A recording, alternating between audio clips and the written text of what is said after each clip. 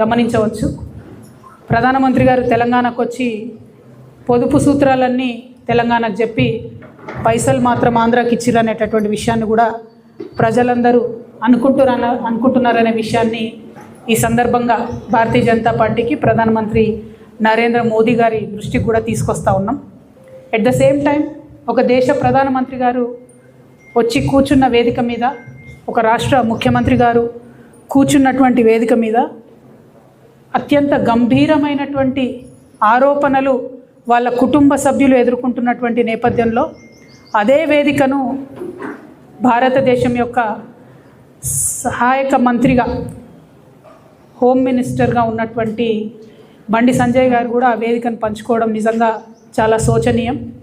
ఎందుకంటే వారి కుటుంబ సభ్యులు అత్యంత గంభీరమైనటువంటి ఆరోపణలు ఎదుర్కొంటున్నటువంటి తరుణంలో ఆ వేదికను వారంతట వారే పంచుకోకుండా ఉంటే బాగుండేది, మర్యాదగా ఉండేది.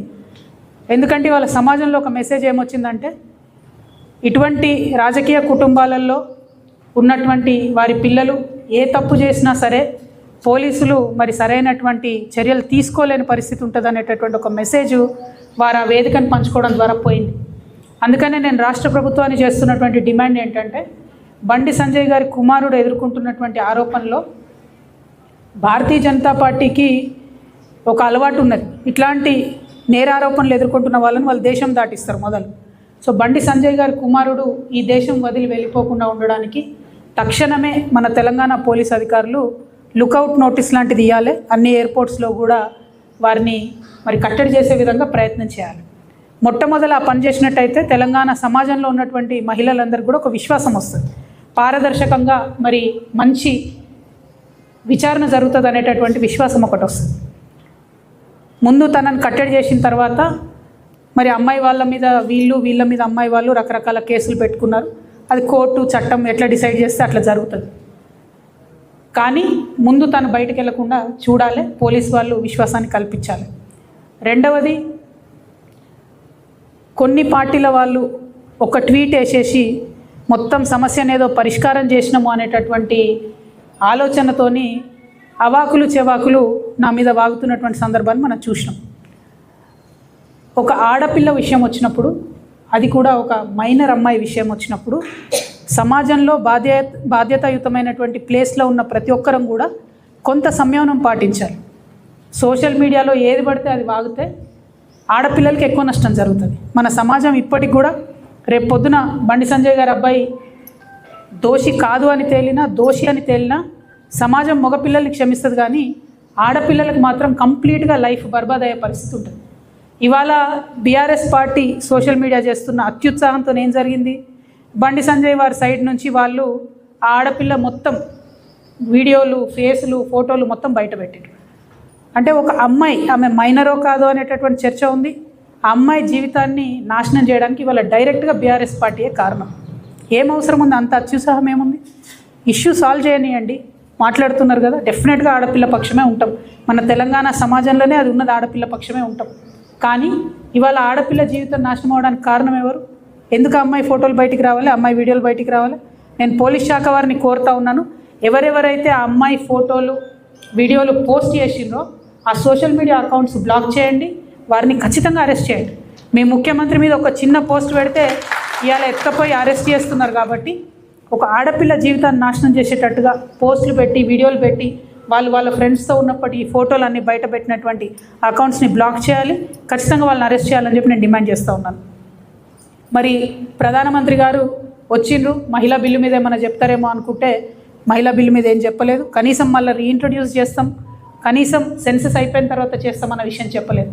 ఇక జరుగుతున్నటువంటి సెన్సెస్లో, జనగణనలో ఓబీసీ కాలం పెట్టాలని ఎప్పటి నుండో మేము డిమాండ్ చేస్తున్నటువంటి సందర్భాన్ని తెలంగాణ ప్రజలకు మళ్ళొకసారి గుర్తు చేస్తున్నాం. ఇలా ఫస్ట్ ఫేజ్ అయిపోయింది, ఇండ్లను లెక్కించే ఫేజ్ అయిపోయింది. తర్వాత ఇప్పుడు ప్రజల్ని సపరేట్గా జనాభాను లెక్కించే ఫేజ్ వస్తుంది. కనీసం అప్పుడన్నా కులము, ఉపకులము, వారి యొక్క ఆర్థిక స్థితిగతులు, సామాజిక స్థితిగతులు అన్నీ కూడా లెక్కించే విధంగా ఖచ్చితంగా నిర్ణయం తీసుకోవాలని చెప్పి భారతీయ జనతా పార్టీని మేము డిమాండ్ చేస్తూ ఉన్నాం. ఆ దిశగా మోదీ గారు ప్రయత్నం చేయాలని కూడా డిమాండ్ చేస్తున్నాం. ఎందుకు ఈ మాట చెప్తా ఉన్నామంటే, ఇవాళ మేము రైల్వే కోర్టు పోవాల్సి వస్తుంది. ఆ రోజు బీసీ బిల్లు కోసం ఏదైతే రైల్ రోకో చేసినామో ఇవాళ రైల్వే కోర్టుకు అటెండ్ కావాల్సి వస్తుంది. మరి ఇటువంటి సందర్భంలో ఒక పక్క ఉద్యమాలు జరుగుతున్నటువంటి సందర్భంలో మీరు కనీసం బీసీ బిడ్డల యొక్క మనోభావాల్ని గమనంలోకి తీసుకోవాలి. భారతీయ జనతా పార్టీ ఖచ్చితంగా ఓబీసీ కాలం పెట్టాలి, సామాజిక ఆర్థిక పరిస్థితులు లెక్కించాలని చెప్పి మేము డిమాండ్ చేస్తూ ఉన్నాం. ఇక మూడో విషయం, ప్రధానమంత్రి గారు వచ్చినటువంటి సందర్భంలో పాలమూరు రంగారెడ్డి ప్రాజెక్ట్కి నేషనల్ స్టేటస్ ఇవ్వాలని చెప్పి మేము తెలంగాణ రక్షణ సేన తరఫున డిమాండ్ చేయడం జరిగింది. ఇది చాలా న్యాయబద్ధమైన డిమాండు. యావత్ తెలంగాణలో అత్యంత పెద్ద జిల్లా అయిన కృష్ణానది 300 కిలోమీటర్ల బారిన ఇప్పటి వరకు కూడా నీళ్లు రానటువంటి అత్యంత పేద జిల్లాగా మహబూబ్ నగర్ ఉన్నది. అన్ని ఇండికేటర్స్లో అది విద్య కావచ్చు, వ్యవసాయం కావచ్చు, ఉపాధి కావచ్చు, ఎట్లా చూసుకున్న మహబూబ్ నగర్ జిల్లా ఇప్పటికి కూడా ఉమ్మడి మహబూబ్ నగర్ వెనుకబడి ఉండడం అన్నది శోచనీయం. మరి అటువంటి జిల్లా బాగుండాలంటే కేంద్ర ప్రభుత్వం ఖచ్చితంగా పాలమూరు రంగారెడ్డి ప్రాజెక్టుకి నేషనల్ ప్రాజెక్ట్ హోదా ఇవ్వాలని నేను డిమాండ్ చేస్తూ ఉన్నాను. దానికి అనేకమైన కారణాలు ఉన్నాయి. సేమ్ మనం పాలమూరు రంగారెడ్డి జిల్లాకు ఉన్న పరిస్థితే పక్క రాష్ట్రంలో అప్పర్ భద్రాకు కూడా ఉన్నది. అయినా వారికి మాత్రం నేషనల్ ప్రాజెక్ట్ స్టేటస్ ఇచ్చిండ్రు. అయినా మన ముఖ్యమంత్రి ఒక మాట కూడా మాట్లాడకపోవడం అన్నది తీవ్రమైనటువంటి అన్యాయం. ముఖ్యమంత్రి గారు తక్షణమే కేంద్రానికి లెటర్ రాయాలి, పాలమూరు రంగారెడ్డికి మీరు హోదా ఇప్పించాలని చెప్పి మేము డిమాండ్ చేస్తూ ఉన్నాం. మేము మాత్రం తెలంగాణ రక్షణ సేన పక్షాన పాలమూరు రంగారెడ్డికి నేషనల్ ప్రాజెక్ట్ హోదా వచ్చేంత వరకు కూడా ఉద్యమిస్తూనే ఉంటామని ఈ సందర్భంగా పాలమూరు రంగారెడ్డి బిడ్డ ప్రజలందరూ కూడా మేము చెప్తా ఉన్నాం. అదేవిధంగా నిన్న చంద్రబాబు నాయుడు గారు, మోడీ గారు ఇక్కడికి వస్తే చంద్రబాబు నాయుడు గారు సిఆర్ పాటిల్ గారు కేంద్ర ఇరిగేషన్ శాఖ మంత్రి గారి దగ్గరికి వెళ్ళి మా పోలవరం ప్రాజెక్టు తక్షణమే పూర్తి చేయాలి, వచ్చే సంవత్సరం గోదావరి పుష్కరాలు ఉన్నాయి, ఆ పుష్కరాల లోపల ఈ ప్రాజెక్టు పూర్తి చేయాలని చెప్పి వారు అడగడం జరిగింది. నేను మన ముఖ్యమంత్రి గారిని అడుగుతా ఉన్నాను, మీ గురువు గారిని చూసినా దయచేసి బుద్ధి తెచ్చుకోండి. వారు మీకన్నా 6 నెలల తర్వాత ముఖ్యమంత్రి అయిన చంద్రబాబు నాయుడు గారు, అయినా ఆయన స్వయంగా పోలవరం ప్రాజెక్ట్ని 5 సార్లు సందర్శన చేసినా అని చెప్పుకుంటున్నారు. నిన్న మీరు పాలమూరు పులిబిడ్డ అని చెప్పుకునేటటువంటి వారు ఒక్కసారి కూడా మీరు పాలమూరు ప్రాజెక్టుకు పోలేదు, పాలమూరు రంగారెడ్డి ప్రాజెక్ట్ని కనీసం రివ్యూ కూడా చేయలేదు మీరు. అంటే మీ చిత్తశుద్ధి ఏపాటితో తెలుస్తూ ఉంది. వాళ్ళేమో ఆంధ్ర పక్కన గోదావరి నుంచి కృష్ణానది దాకా నీళ్లు తీసుకుపోవడానికి గోదావరి బనకచెర్ల లింక్ ప్రాజెక్ట్ అని చెప్పి పోలవరం బనకచెర్ల లింక్ ప్రాజెక్ట్ అని వాళ్ళు ప్రతిపాదన చేస్తున్నారు. Already Srisailam project it is just hydro electrical project, కానీ దాన్ని కూడా మొత్తం ఇరిగేషన్ ప్రాజెక్టుగా మార్చేసి దాదాపు 330 టీఎంసీల వరకు వాళ్ళు ఒక వ్యవస్థను అక్కడ నిర్మాణం చేసుకున్నారు.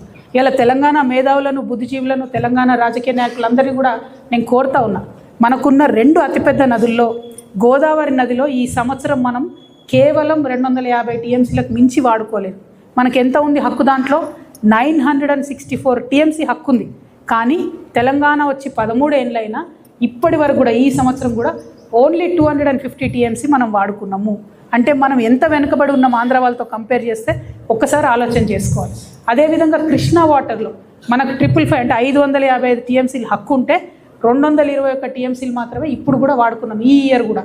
సో నేను ముఖ్యమంత్రి గారిని కోరేది ఒకటే, మీరు చాలా త్వరితగతిన with utmost important and urgency ఈ వాటర్ ప్రాజెక్ట్స్ విషయంలో శ్రద్ధ పెట్టాలి, వాటికి నిధులు విడుదల చేయాలి, వాటిని పూర్తి చేసే ప్రయత్నం చేయాలి.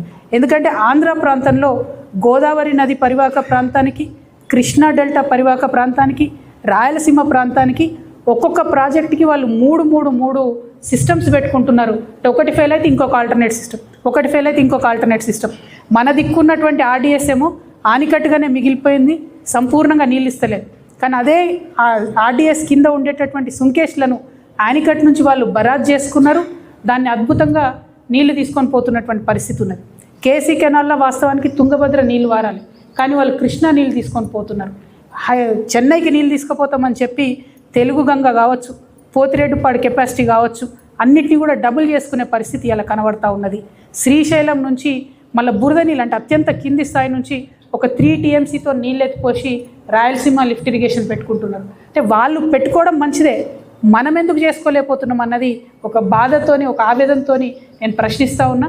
మరి డబ్బులు ఖర్చు పెడితే 1,00,000 కోట్లు అయిపోయాయి, 1,89,000 కోట్లు అయిపోయాయి. ఇప్పుడు ఈ గవర్నమెంట్ వచ్చినాక కూడా వేలాది కోట్లు ఇరిగేషన్ మీద ఖర్చు పెడతామని చెప్తున్నారు.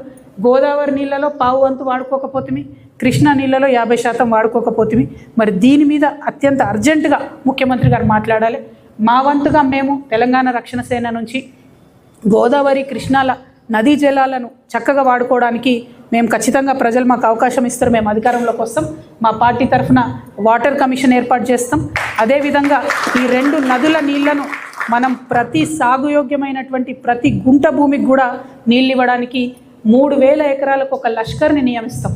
వాళ్ళ పని ఏముంటుందంటే ఎక్కడ కాలువ వచ్చింది, ఎక్కడ రాలేదు, ఏ చిన్న కాలువలో ఏ రిపేర్ ఉంది, ఏ పొలానికి కాలువ వస్తలేదని చూసేటటువంటి ఒక వ్యవస్థ